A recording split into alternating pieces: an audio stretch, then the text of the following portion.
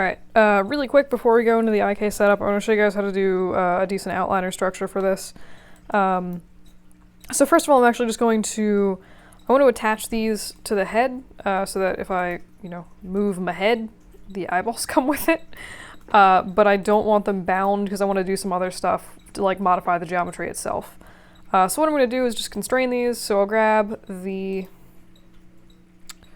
actually, you know what if I do, yeah, I think that's what I'm going to do. Alright. Now, I'm having a decision. Give me 2 seconds. Okay. Yes, I've decided, I think, what I'm going to do. Alright, so I'm just going to make a group with, and just make things a little easier to see. So I'm going to grab this and do, I'm just going to, actually, I'm just going to constrain the whole group. What the heck? What could go wrong? So I'll grab this, the head joint, and then grab the group with the irises in it and do constrain parent, so that when I move the head, the eyeballs follow with it, and this way I still have, if I want to, I can still, mess around with like the, ooh, that actually probably be a pretty cool effect. I can mess around with like the eyeball texture, which this actually didn't even occur to me to try, but is kind of glorious. But I can, play around with like the shape and stuff. I still have all these settings, and I don't need to worry about messing those up. So, this is the outliner structure that I usually go with. Oh shoot, I still have all this extra crap here that I should attach. I'll do that, and you don't need to watch me do that.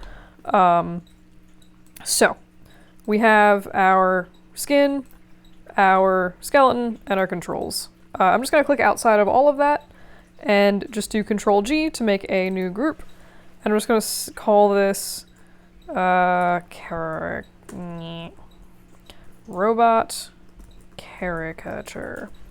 Alright, so this is purely organizational. So I'm just going to take all my stuff, throw it in there. You will notice that if I go ahead and like scale this, some pretty weird stuff happens. A bunch of stuff is like separating from, like the skin is separating from everything. It's like really bad. That's bad. Your rig is just another step less usable at that point. So what I'm going to do is just, again, make another null group. So select nothing and just do Control G. And just call this one master group. So you can use a physical control for this like we have for the root. Just like a little NURBS curve. I just barely ever use this. Like you only really use this to move, rotate, or scale your character when you first put them in the scene.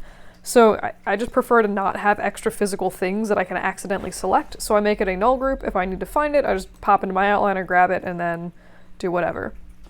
So in this group, we would like to put, let's see if I can do this without lousing it up. Alright, so in this group, it is, I believe, the joints and the controls. So if we put those in, we should be able, I think, unless I'm going crazy, yes, excellent. The heck is, oh, that's clavicle? Oh yes, I just apparently didn't bind that clavicle. Beautiful. So we should, at this point, be able to scale this. You'll notice it does leave a few things behind. For one, the clavicle, which I apparently just never bound, and also the eyeballs. So I'm just going to set the back up to 1, go through really quickly, and actually attach the clavicle like a real person. Great. And there is one other thing. So remember, like, pretty much everything in this except the eyeballs is attached through skin binding. The eyeballs are constrained. So any pieces of geometry that are constrained, you actually want to grab those. So grab this group that I have constrained and just put that also under the master group. So at this point, I should be good when I grab master.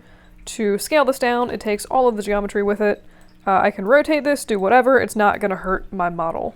So this outliner structure is important. Again, just make a group for organization. Then have this master group here. This is the thing that you're going to modify when you move, rotate, whatever, your character in the scene. And you pretty much only use this, again, you don't use it to animate. It's only there when you first put the thing in the scene. If you're like, I need this to start at a, on top of the stairs, or like, oops, I made it a little bit too big, I need to scale it down, that's the only time you're going to use it. Not for animation. Under master, you have all of your joints, your root controls, or like whatever controllers you have, and any pieces of constrained geometry. So not bound skin, just constrained geometry. And then pretty much anywhere else you can organize the rest of this however you want. You got your skin up here. And unless I'm going crazy, this is also where you're going to put your IK handles. I'll come back to that when we actually make, you know, IK skeletons, which is next video.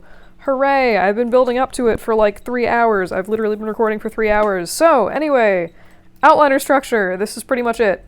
I think I also have it noted somewhere in the docs for the rig. But yeah.